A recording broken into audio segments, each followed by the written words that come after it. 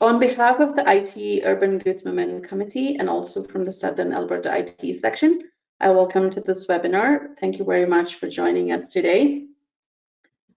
I hope you're having a great summer and enjoying our non-cloudy, non-smoky days whenever they are there.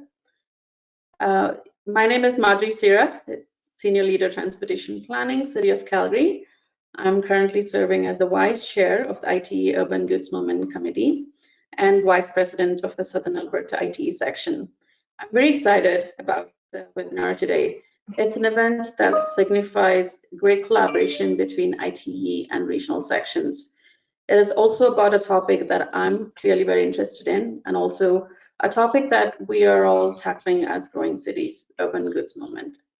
Without delay, let us get into the agenda, but I do want to start with some quick announcement from the section and then introduce our speakers. But before we do that, huge congratulations and kudos to Alan Swanson. Our member, one of the members for the Southern Alberta ITE section, has been awarded the Theodore M. Matson Memorial Award by ITE. It's a huge recognition and very well deserving. Congratulations, Alan. Al. And just to quote Jeff Pignardi, ITE Executive Director and CEO, Alan has been a leader in ITE and in our profession for many years. His contributions to the fields of parking and traffic engineering have been widely recognized. He has served with distinction with the Canadian District of ITE, and at the international level, Alan is one of only 25 honorary members of ITE, and he is clearly deserving of this honor. Al has also given us a great director of transportation infrastructure in Calgary, so thank you, Al. You are a true role model. Also, quick updates. We are taking summer break in August, so there will not be an August webinar, but we'll do watch out for our announcement for the September webinar. Also, do watch out for a survey link in your inboxes where we want to hear from you about how our ongoing sessions should be for the rest of the year, in-person, webinars, or a combination. Also, if you're not tuned into the ITE annual meeting that is going on, please do register. There are some great sessions that are going on. And if you haven't watched the Traffic Bowl Championship this year, it's been very interesting, and it has no less than a real Jeopardy show with twists and turns. Oregon State University has grabbed the title this year. SAITE was very well represented by University of British Columbia. It's pretty cool that Oregon State University has grabbed the championship. You know, if we were to have in-person meeting, we would have met in Portland. So without a delay, let's get into the webinar. We have 3 distinguished speakers today. We will start with introductions of the speakers, and the speakers will then deliver a small presentation on the work that they are leading, and we'll have some time for Q&A and discussion at the end. Let me start first with Daniel Hake. Just a friendly reminder before I do that to mute your microphones, and speakers do check your microphone when you're about to speak. Daniel is the chair of ITE Urban Goods Movement Committee. He is also the chair of the Transportation Research Board Trucking Industry Research Committee and a member of American Planning Association's National Legislative and Policy Committee. A senior transportation planner with HDR, Dan has over 15 years of experience. He has advised public and private sector organizations in 25 states and 4 countries on a wide range of issues, including goods movement, trade, electric vehicles, funding and financing strategies, project selection and development, regulatory affairs, equity, and livability. He has written over 25 publications, developed several courses and conferences. Dan's work has been recognized by the American Planning Association, Association of Metropolitan Planning Organizations, and National Association of Development Organization. We are so thrilled to have you, Dan. Dan will be talking to us about urban delivery challenges. His presentation will review how freight impacts urban areas, specifically how the changing marketplace is impacting our curbs, centralized business districts, and residential areas. We're also so fortunate to have 2 academic clinicians in our webinar today, Dr. Alison Conway. Dr. Conway is an associate professor of civil engineering at the City College of New York.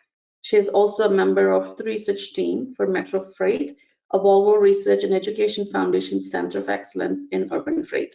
Dr. Conway teaches courses in transportation planning, transportation systems engineering, urban freight, and city logistics. And she conducts research primarily in the areas of urban freight and city logistics, freight data, and multimodal interactions in the urban environment. Dr. Conway currently serves as chair of the Transportation Research Board, TRB's Freight Data Committee, chair of the ASE, American Society of Civil Engineers, Transportation and Development Institute's Freight and Logistics Committee, and as a member of TRB's Urban Freight Committee. Her presentation will discuss the key challenges that cities face in designing modern curbside for goods movement activity and current and potential solutions to address these. And the second academician we have is Dr. Giacomo Dalla Chiara. I totally messed that up, sorry. Giacomo is a postdoctoral scholar at the Urban Freight Lab, University of Washington. He was postdoctoral research fellow at the Singapore University of Technology and Design in 2018 and visiting scholar at the Massachusetts Institute of Technology in 2017, MIT. He holds a PhD in engineering systems from the Singapore University of Technology and Design, a master's in science and statistics, and from ETH Zurich, and a BSc in economics from Lewis University.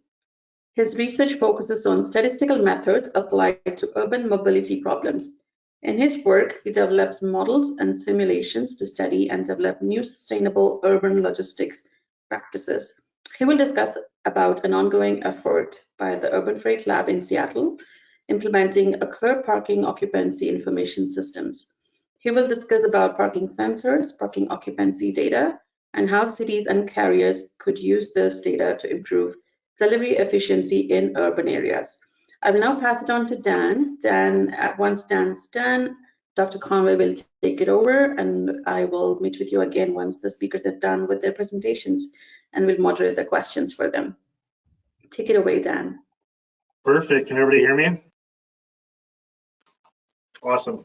All right, so I thought I would take a few moments since I'm the first speaker, and I assume that all 54 people logged on to this webinar are not freight planners. So I thought I'd take a few minutes just to kind of lay the groundwork on what freight planning is, where it's going, and so on and so forth, and set the stage for Allison and Giacomo's presentation. So freight planning 101. So, you know, in the past, freight planning's been a practice, I want to say, for the past 30, 40 years. And, you know, 20, 30 years ago, the goal was to move trucks around faster, which it goes back to this idea that freight is an economy of motion, and if you want to help the economy, you move trucks around faster. But really, that's forgetting a lot of stuff. Like, one, that you got to focus more on, you know, building quality of life for people in your communities and in your regions and states. And so, you know, while freight's a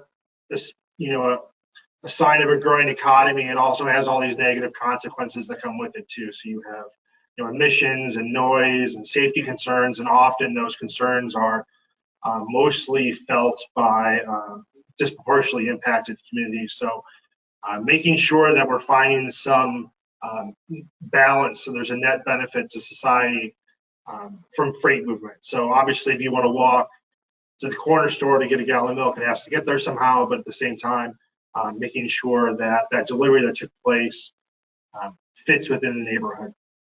And then also, emerging area of practice is resiliency. I think this is, you know, we spent part of our prep session talking about the fires out west and the impacts it's had, and ensuring that we're planning for that is important, both you know, at a state and national scale, but also, you know, at a micro scale, neighborhood scale, even at the curb space.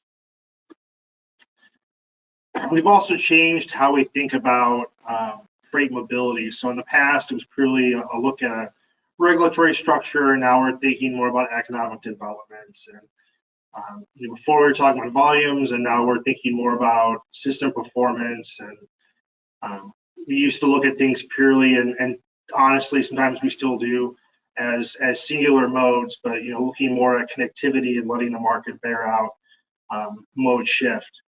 and really moving from a reactive to a proactive. And I'm getting a message that people can't see my screen.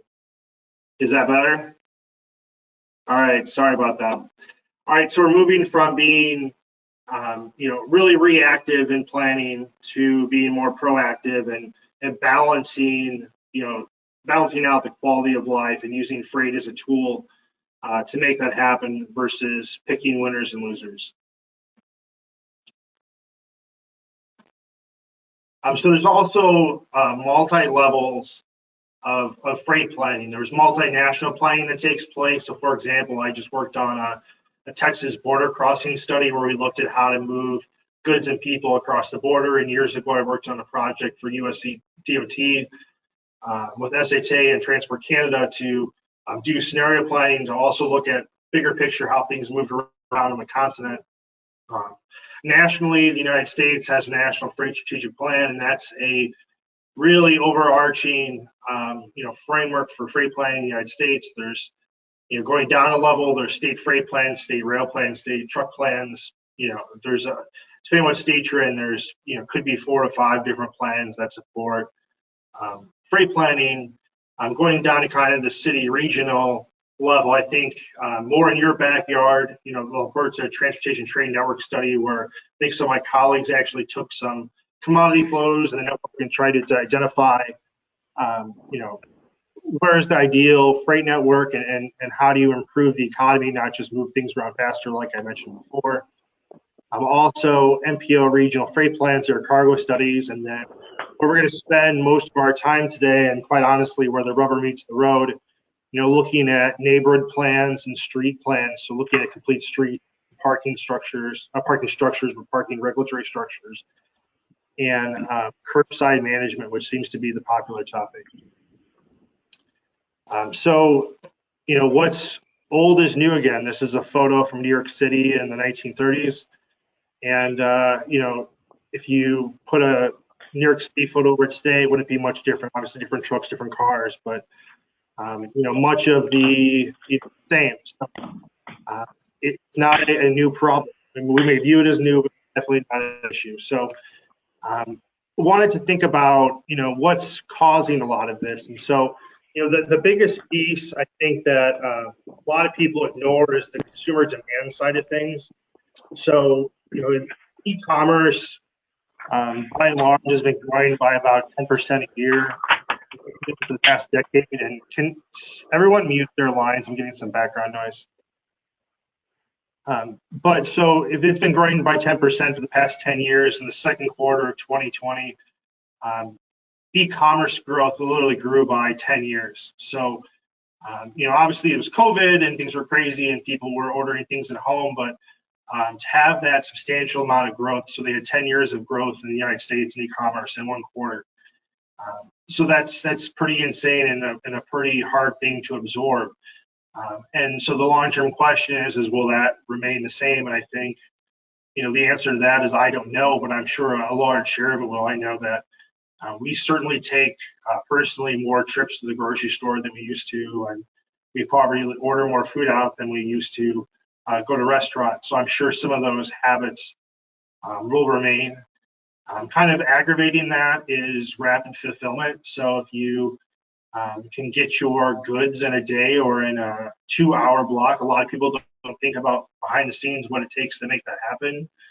And the Amazons of the world actually sit down and figure out, using the same reliability formulas that we do, where do they need to put Amazon warehouses. And so if you have a large city, that can mean 8 or 9 warehouses trying to have a 98% reliability or a 95% chance of getting to your house within 2 hours of delivery. So, lots of changes, both in terms of, the distribution network, but also the land use. And, it used to be people got really excited when Amazon warehouse popped up in their town, and now on the 4th or 5th one, they're starting to be curious. Along those lines, inefficient parcel deliveries. So FedEx did their quarterly results. They didn't this week, but during the last quarterly results, FedEx had like amazing revenue. Like they did an amazing business, but the profit didn't grow by the same amount because there's a lot of inefficiencies in that last mile delivery. And so, Allison and Giacomo spent, good part of their adult lives thinking about this and working on projects and actually developing pilot projects and guidebooks.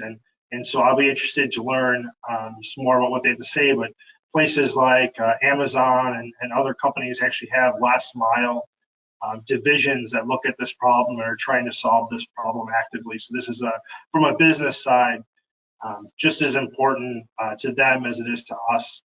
And then along those lines, delivery vehicles are changing. They're getting smaller, and depending on where you live, there could be a shift taking place to electric vehicles. So, at the end of the day, all these things have impacts on your neighborhoods, and ensuring that we're planning for those things in the future, I think, is key, to our success. So some urban delivery policy challenges, as I see it. A big one, I think, is the transportation, at least in the United States, the transportation land use disconnect.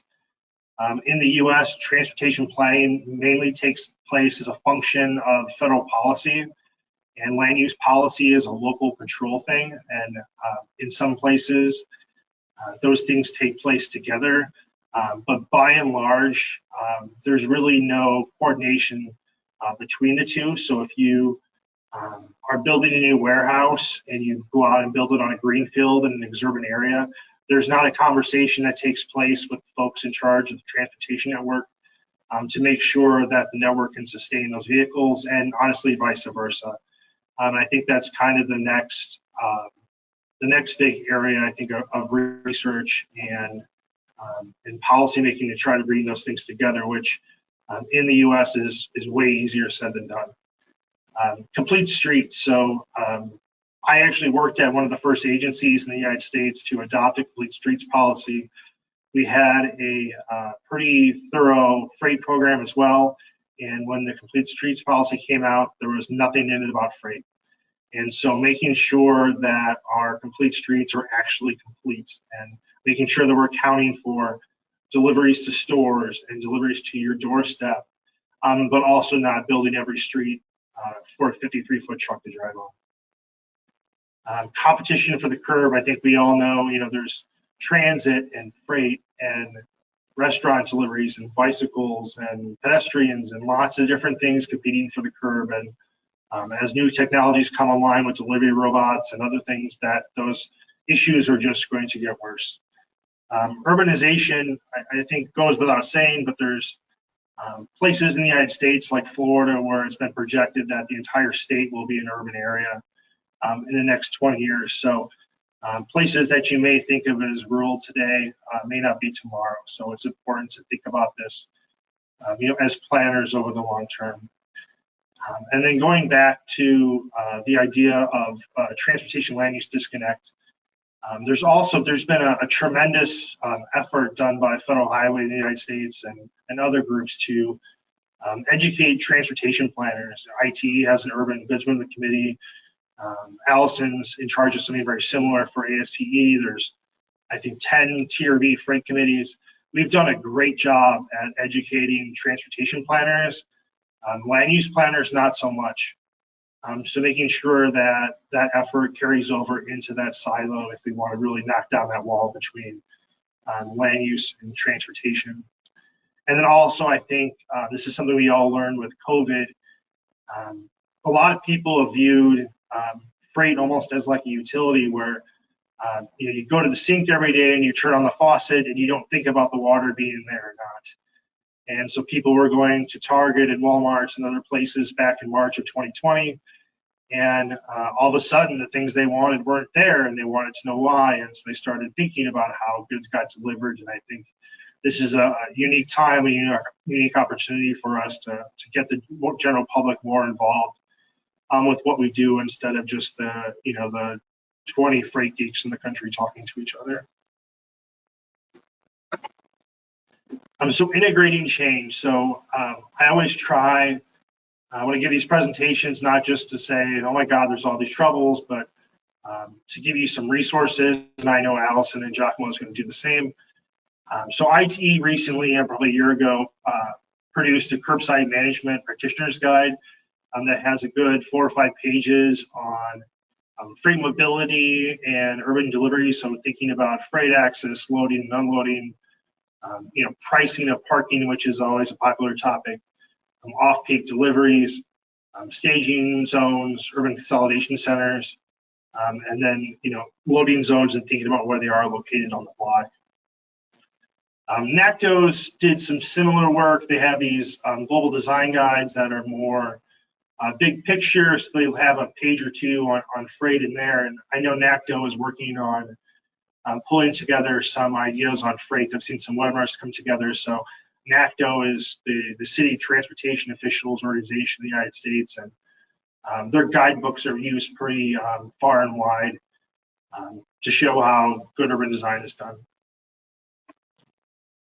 There's also in the United States a series of NCHRP, NCFRP reports on freight.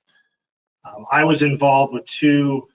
One is Report 33 and the other is 08111. And one project worked on the transportation side of things and the other worked on land use. And so we identified ways to create improvements throughout the planning and implementation process. And so there's this spiral graphic that we have that lists all of these initiatives, and for each initiative there's a one page that's associated with it that explains it a little bit more and gives you some examples. But the really neat thing is, and I know there's some other examples of this too, we have an online tool because nobody wants to read a 200-page report, to go and actually look at the nature of your problem, what kind of area you're serving, and then what do you think the problem source is, and then it pops out some results. So it's a more interactive tool and a way to use research more effectively. I think there's a lot of research buried in the NCHRP program, and it's hard to get out. So making sure that we're creating a way to share that with others, so when people Google problems, they can find those solutions versus finding a report that they may or may not read. And there's an example of the one pager again.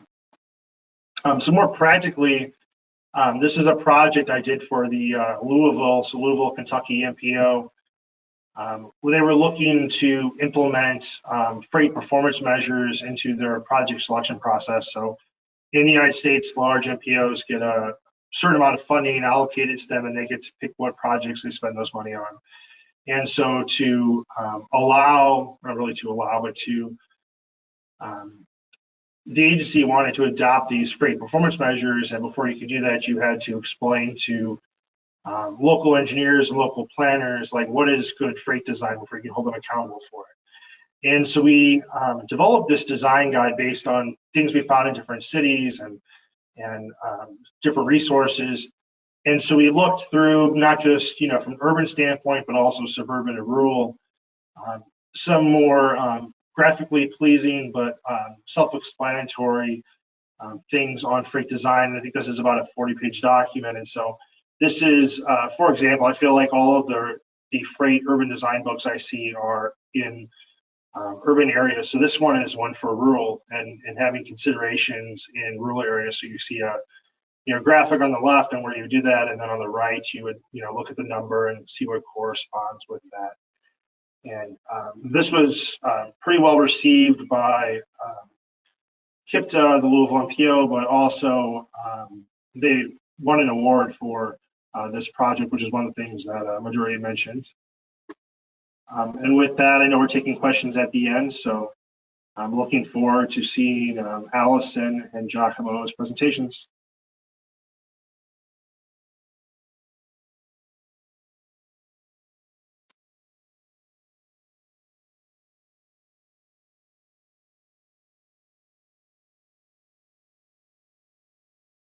All right, just getting my presentation set here.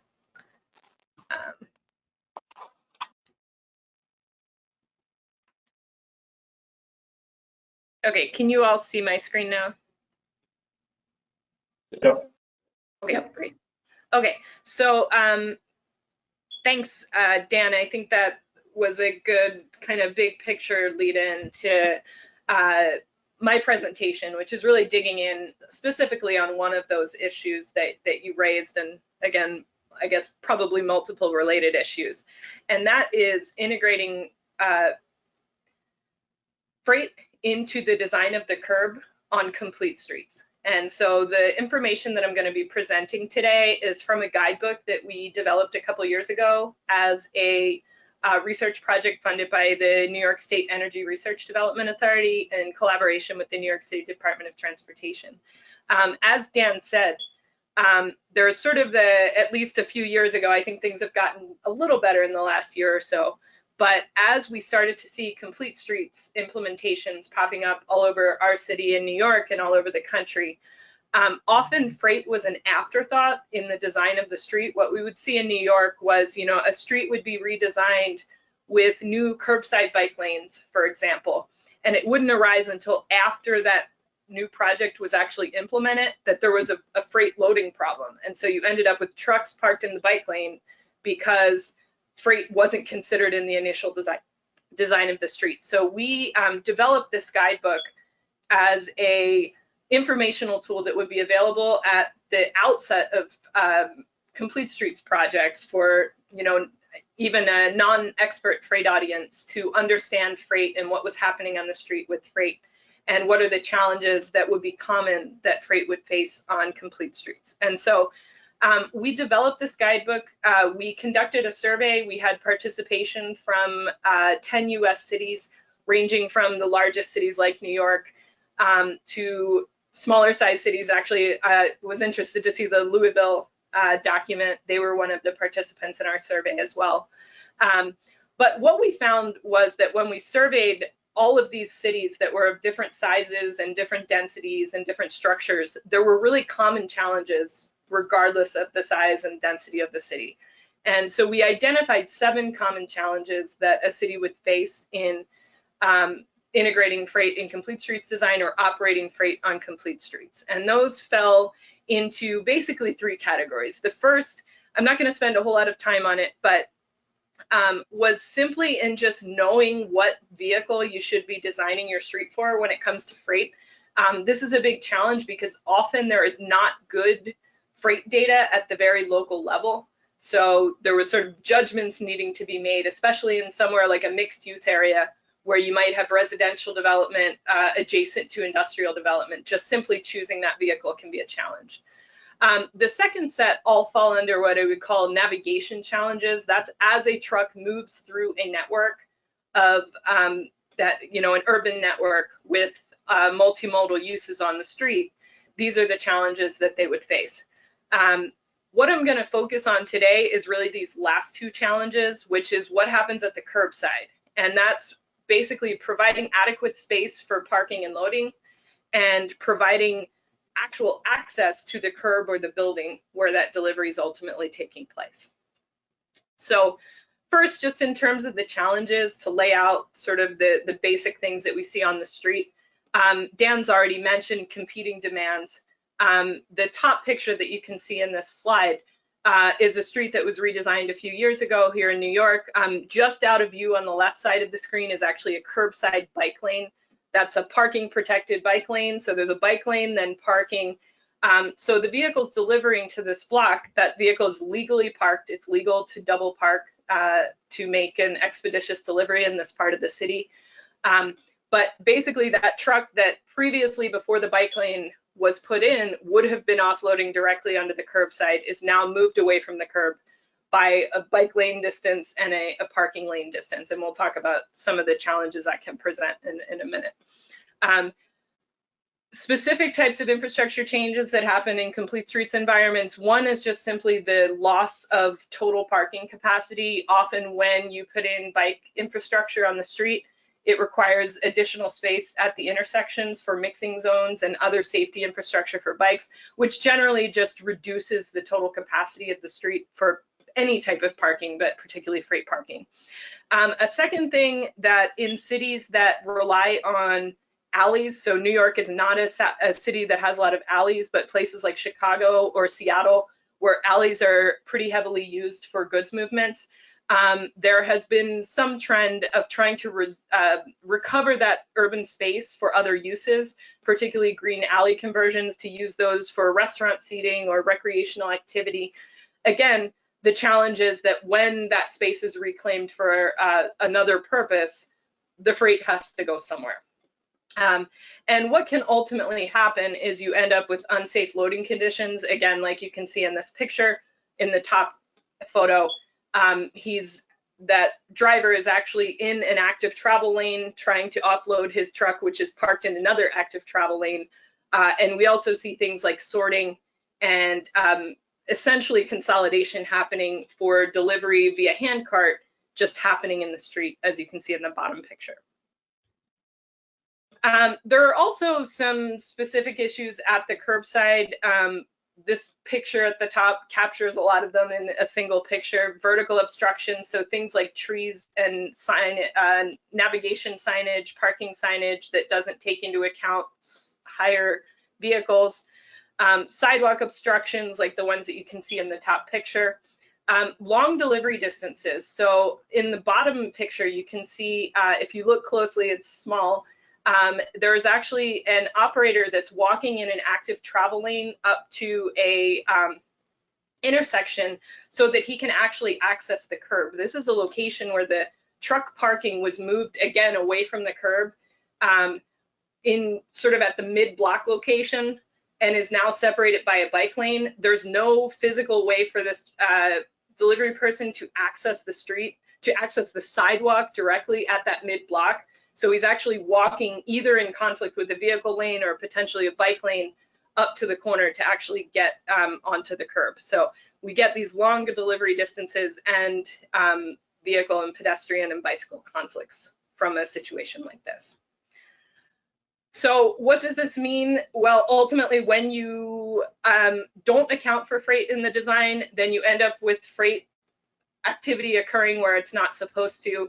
And that generally is going to lead to travel, bike, lane, and sidewalk obstructions, potentially to collisions when there are multiple users in space where it's not expected, and to things like idling and circling, which would then kind of cause unintended consequences for air quality and public health in your area.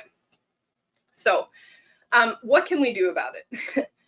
So I'm going to go through some solutions. The first are really basic. Some of them are probably even just going to sound like common sense, but things that are often overlooked in design.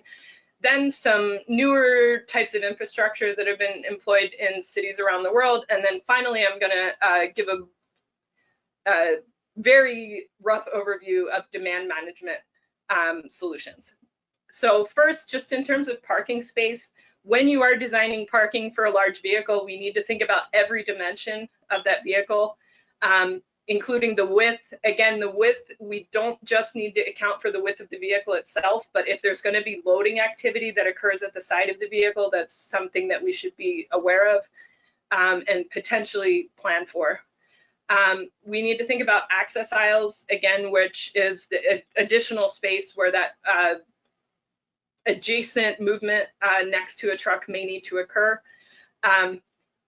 When we think about the length of the space, we not only want to think about the length of the vehicle, but recognizing that when a freight vehicle is parked, it's usually there for some sort of loading activity. So we need to make sure there's also space for trucks to maneuver into and out of a parking space, as well as to deploy equipment that may be needed for loading and unloading. So for example, a lift gate or a ramp that would be needed to actually offload the goods that are coming off of that vehicle. Often what this results in the design of the curb is ideally, in many cases, cities will try to put parking at the end of the block so that the maneuvering in and out doesn't require kind of a parallel parking maneuver in order to get into that space, as well as provide some flexibility for that loading activity to occur. And then finally, vertical clearance, again, I think I already mentioned. In terms of parking regulation, that's trying to just better manage the space that you have. One distinction that we'll see here in New York, all of our parking is signed for commercial vehicles. However, we have two very different types of commercial vehicles that will actually park in those spaces. We essentially have delivery vehicles where a delivery activity occurs, a truck arrives, goods are offloaded, and then the truck moves on to its next location. We also have service vehicles. Now, in those service vehicles are operators like utility providers or plumbers who would be actually providing a service and tend to park for much longer duration, several hours at a time. And so when you don't distinguish between these two types of vehicles, what you often end up with in an urban area is those service vehicles generally occupying most of the curbside, leaving the delivery vehicles with limited space to actually access the curb. You can prioritize different types of movement during times of day. A challenge is, though, making sure that that time of day prioritization aligns with the actual type of freight activity that's occurring. For example, Dan mentioned, growth in e-commerce.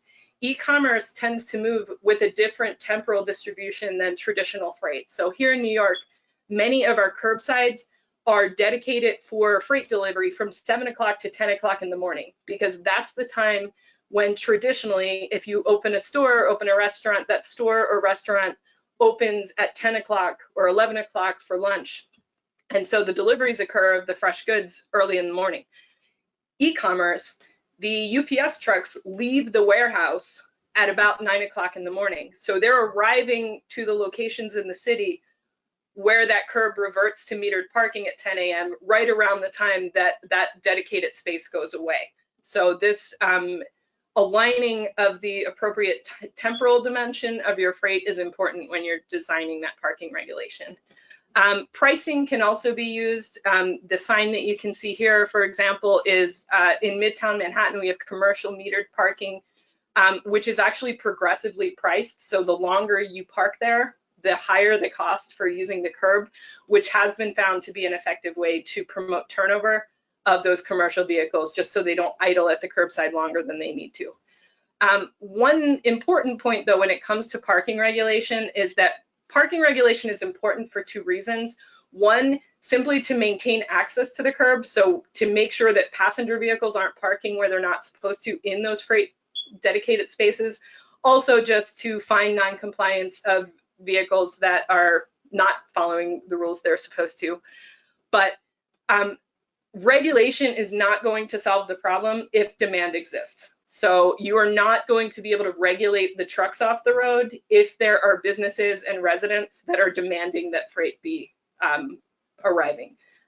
Just putting a parking fine on those drivers is likely to not be effective unless there's a reasonable alternative. So a couple last points on design: sidewalk access, curb cuts, again, have already been mentioned.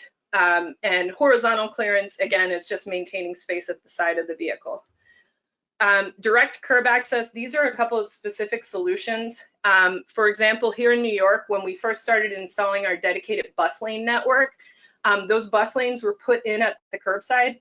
The purpose of putting them in at the curbside was to maintain online bus loading, to have better bus service. The problem was that when they took the curb lane for the bus lanes, what they were ending up with was, again, a lot of taxis and trucks stopping in that curbside lane because that curbside activity still needed to happen. So now what we have are designs like this, where you have the bus lane is actually one lane out from the curb, but we use bulb outs at the corners to maintain the online loading without taking the full curb for loading.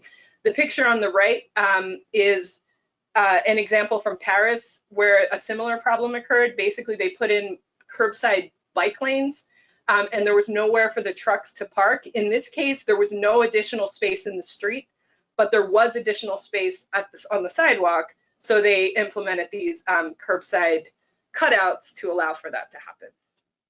So finally, I'm just going to really quickly go through two types of solutions on demand management. I know I need to turn it over to Giacomo. The last thing you can do is to try to control the actual number of vehicles that are coming to your curb. Again, I could talk all day about any one of these solutions, but they fall into two primary categories, which is building solutions and area-based solutions.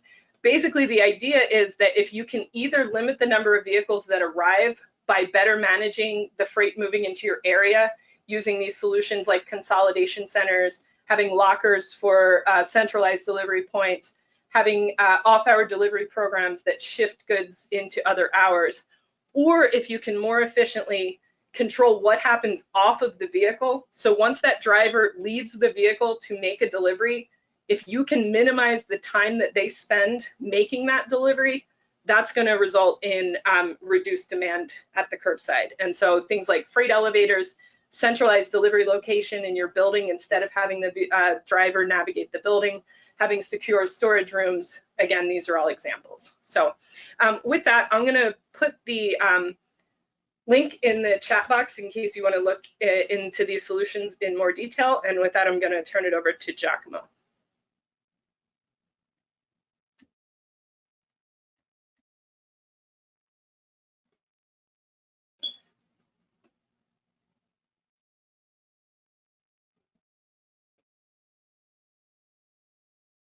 Okay. Are you able to see my presentation? Yep, all good. Awesome, thank you. Thank you, Madhuri and Daniel, for inviting me. I think this connects pretty well with Alison's presentation, as she introduced several problems and solutions for like curb parking for commercial vehicles. Here we are focusing in this project on a very specific a new kind of solution that is a bit like forward-looking or like look in the future, because we don't have yet, you know, those parking information systems that's what we're going to talk about. They're not very common in cities, but we are experimenting with that and see whether it might help delivery vehicles improving their delivery efficiency in urban areas. So the topic is parking information system for urban delivery vehicles. This is a 3-year project, it's an ongoing project, and it's ending next year, sponsored by the U.S. Department of Energy in collaboration with the Pacific Northwest National Lab. Very quickly, we are the Urban Freight Lab. I'm a postdoctoral researcher at the Urban Freight Lab, and the Urban Freight Lab is a research lab housed at the University of Washington, Seattle. We do have a work group of like private companies that sponsor one project a year, and then we collaborate with them in several other projects as well. I want to start with this picture. This is an old dashboard of a car, and then it kind of reminds me of summer, because when I was a kid in Italy and I would go on holiday with my parents, we would turn on the first things we, you know, as soon as we step in the car, we would turn on the radio and listen to like traffic news. It was called Onda Verde, which means like green waves. I'm not sure why. And then imagine like how those truck information at that time were not frequent and very like passive in a way, like, you know, was every 30 minutes or so. And how nowadays traffic information systems are integrated in our daily life. So think about like Google Maps. So that's kind of what I wanted to bring the focus about, how the traffic information system changed kind of like the way we navigate cities. And then when we go from passenger vehicle to commercial vehicles, traffic information is still used, but not super common, at least from my point of view that I talked with a few carriers. Oftentimes they just use historic information. They don't use real-time information in terms of traffic.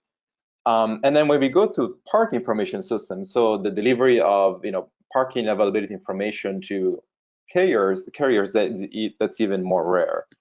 And then that's what our current ongoing project is about. If I can click. So the question here we are trying to address is whether parking availability information can improve delivery efficiency in urban area. Before starting, before talking about the solution, just like how important is parking for commercial vehicles. So in this paper that we published on TRR last year, we did several ride-alongs, and we measure basically how much time a driver spent outside the vehicle walking and performing deliveries versus inside the vehicle. And on average, 80% of the time of a driver is spent actually parked and just walking.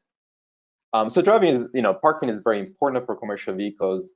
Whenever they're not able to find parking, they take different approaches to solve the problem. You know, we know that, you know, they might park in unauthorized places, but their behaviors in terms of parking behavior is much more complex. And in this other paper we published a couple of years ago, we benchmark real trip times and distances from GPS data of like commercial vehicles in Seattle with Google Maps estimates of the same trip.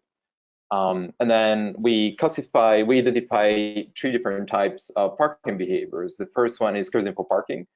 Therefore, like the vehicle were slowly driving around the block and circling the block to look for parking. On average, we have about 2.5 minutes per trip spent cruising for parking for commercial vehicles in Seattle, at least. The other behaviors we noticed was queuing. So vehicles simply waiting to access the loading bay off street or curb space to park. And maybe they wait like in places that they're not allowed to park. And the third behavior we noticed was rerouting. So basically a commercial vehicle goes in a certain area, is not able to find parking, and therefore reroutes to the next delivery location. So here, I just want to introduce you to what it is, a parking information system. It's kind of like a cooking book, like how do you implement a parking information system in a city? It looks simple. You deploy the infrastructure, so I will show you what type of infrastructure, and we actually deployed for this project a parking information system for a study area in Seattle. So I talk about infrastructure for parking information systems. I'll talk a little bit about how to process data and deliver information. In this case, we develop a parking information app, so then the driver can look at the app and on real time knows whether a parking is available or not. But we will discuss other ways we can deliver that information. So this is our study area in Seattle. It's a 10-block area in a neighborhood called Belltown. We deployed around 300 magnetic field sensors at commercial vehicle load zones and passenger load zones. And this is how our sensor look like. So basically, we drill the curb and glue this tiny disc that detect any magnetic field on top of the sensor. The vendor was a company called Fiber. And we deployed those sensors again on commercial vehicle load zone and passenger load zone every 10 feet. And the sensor would communicate in real time with a gateway, then would collect the data and send the data on the cloud where we could analyze it. The deployment of the infrastructure was relatively easy. There was actually a lot of work in terms of like processing the data and figuring out what to do with that data. This is just like a framework that we started developing, once we started receiving the data. So what we are interested in, right? Once you get those sensor data. Basically, here you see a curve space, which is a block face, which is separated into different curve spaces, and each curve space has a certain length.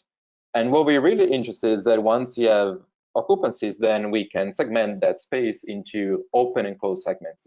So in this case, if you're looking for parking, you're interested in knowing where are the suitable open segments that can fit your vehicle. So this was in a continuous space. Now in a discrete space, sensor only provides an estimate of those open segments.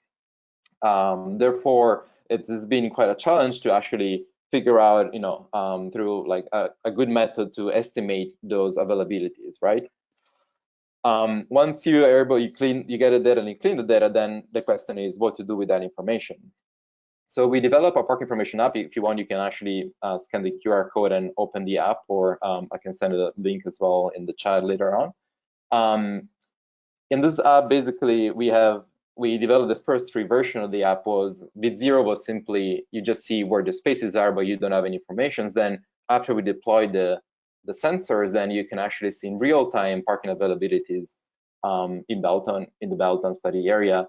And then we, in collaboration with the Pacific Northwest National Lab, we also start looking at prediction. So not only having the parking availability in real time, but what about in 1 minute, 2 minutes, 5 minutes, 10 minutes, how the parking will look like.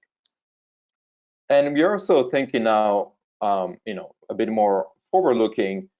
If we know a little bit of you in terms of like where do you want to go and where do you want to perform your deliveries, maybe we can even recommend you a certain parking location. Therefore, we can integrate a system with a routing system. So a parking availability information with a routing system, such that we can route the vehicle to the best parking location directly without avoiding you circling to look for a parking location. And the final version, V5, we are looking at having that information for cities. So once cities have those information, both historic and real time, what can they do to make decisions to better route and give space to commercial vehicles in urban areas? we are currently doing 2 studies to test these all systems that we set up. One is an experimental design experiment, in which we actually hiring drivers and we are renting trucks and we are simulating delivery. So basically, we randomly sample addresses in our study areas, and then to some drivers we give the app and give a certain manifest, a list of deliveries, and ask the driver to drive around and perform those deliveries using the parking app. And to other drivers and on other manifests, we ask the driver to not use the app. So we will be driving blindly without having those park information. And then we collect several performance metrics like dwell time, the cruising for parking time, how many deliveries per stop driver perform, and how many stops per route, to compare the effect of the app on all those performance metrics. And again, the other study we're doing is, other than just providing the real-time information to the driver and predicting information, we are thinking about integration with routing system. Therefore, we are also doing another study in which we are trying to include in a routing system and a motorization model that parking information historically and on real time, and see what happens if we can improve, if a driver can perform the route in a shorter time. So this is an ongoing study, so I don't have, super solid conclusions. We are ending the project next year, so I hope in the future to be able to tell you more. But well, these are our preliminary conclusions so far. The sensors we deploy are quite effective at capturing parking occupancies, but there was quite a lot of thinking and time spent in actually figuring out what type of information to get out of those sensors and how to process and clean the data. When we talk to carriers, our partners of our research lab, it wasn't that easy to actually convince them to use the app. In terms of they do have their own systems. Every carrier have also different systems, so it's pretty complicated. And then they do prefer integration rather than having multiple devices at the same time. And from our 2 studies in which we're testing actually that app and integration with a routing system, our preliminary results are pretty exciting. We know that by performing ride-alongs with drivers, and we saw a completely change in driving and routing behaviors when they use the app. Because when you're blind and you don't know where parking is available, you kind of circle around the block and you have a general sense of where you want to go, but you don't have a specific destinations. But when we have the app, you can actually look, where there's current open parking, get a specific spot and drive directly there. As a result, we did experience a reduction in cruising time for parking when the app is used or when you have those parking informations. But interestingly, you actually have an increase in driving distance, because sometimes that parking availability is not yet and the near delivery destinations, and you go directly to the next block where you already see that there is an open parking spot. And when we tried the integration rerouting, we actually observed 80% reduction in total tour time. And that's all from me. I'll try to. Thank you very much. We are a little short of time, but excellent presentations, and I'm sure there will be follow-up questions. I definitely have a few, and I will follow up with you guys offline. I will maybe ask folks to turn on their microphones if they have a question, or please put them in the chat. While you're doing that, one question I have for Allison is, when cities are big and they have huge downtown area, it feels like it's much easier to come up with a drastic strategy. What about the smaller cities where they're still growing, not a huge footprint of freight vehicles, but there are some challenges? So, I think some of those curbside solutions actually apply in anywhere. And these challenges don't only exist in the super dense areas. I would say you might not have the same issues with time spent navigating a 20-story building while you have your vehicle parked there. But I think smaller cities, still are going to have the exact same, you know, if you've got bike lanes, you need to figure out who needs access to the curb and where can they get access to the curb. So I'm not sure if that's answering your question, but you know, I think that at least the design elements are pretty universal, and that's what we found when we surveyed cities. Was it didn't really matter if we were talking to New York or if we were talking to Louisville, if we were talking to Seattle, we got sort of the same answers. Yeah, thank you. What about the, you know, the food deliveries and stuff? When we developed the goods movement strategy here in Calgary, we have included those as well. You know, the skip, I don't know if you guys have the skip the dishes, but where you just order a dish, and the food deliveries, they have picked up so much during the pandemic. And we actually met with this group where their primary complaint was to find a parking spot, they have to circle around the block to park before a restaurant or even before their client. Have you, in your experience, addressed any of such smaller company requests? So I'm starting to see here in New York, and again with the densities, it might be a little bit different, but I've been seeing food companies being very creative in ways of solving those problems. I would say once there's enough market density, the new thing that I've seen the last 2 Saturdays, I've been walking to the farmer's market early in the morning, and I see a truck parked, offloaded goods, and then passenger cars picking up those goods to actually deliver them. So that's what we see with in this area with food deliveries is usually the truck parks somewhere in the neighborhood in a single place, and then those deliveries happen from there, and the vehicle itself serves as a micro distribution center. Now in a less dense area, I'm not sure, you know, how efficient that is versus pulling up in front of your house and making the delivery. But I would think anywhere that has the parking constraint would probably benefit from the micro distribution kind of solution. Yeah, that's great. I think the opposite of that, if you go to like southern Georgia and places in Texas, like around Christmas time, they'll actually send a UPS truck out in a major subdivision and then use golf carts to distribute packages. So it's like the same in New York and the same in rural Georgia, but 2 different worlds, but same solution. Yeah. Here in Seattle, what we noticed that whenever there is like kind of like lack of parking availability, we have drivers that spend longer dwell times. So they prefer to walk longer distances. So we have a driver standing for like an hour in a certain parking location, and then they perform like 10, 15 deliveries from that location to like 10 different buildings. Yeah. Thank you very much. We are at 1 o'clock. We do donate to a charity organization on behalf of our speakers every month. So on behalf of all 3 of you, we will be donating that to the charity. Thank you again for taking time. Guys, if you are interested, there is another session with the IT annual meeting on urban deliveries, just starting in an hour, and Dan will be hosting that as well. Tune to that one, and if you have any follow-up questions, and if you're interested in being part of the ITE committee, please reach out to me, and you know how to get hold of me. Thank you very much. That adjourns our July webinar. We'll see you again in September. Don't forget to take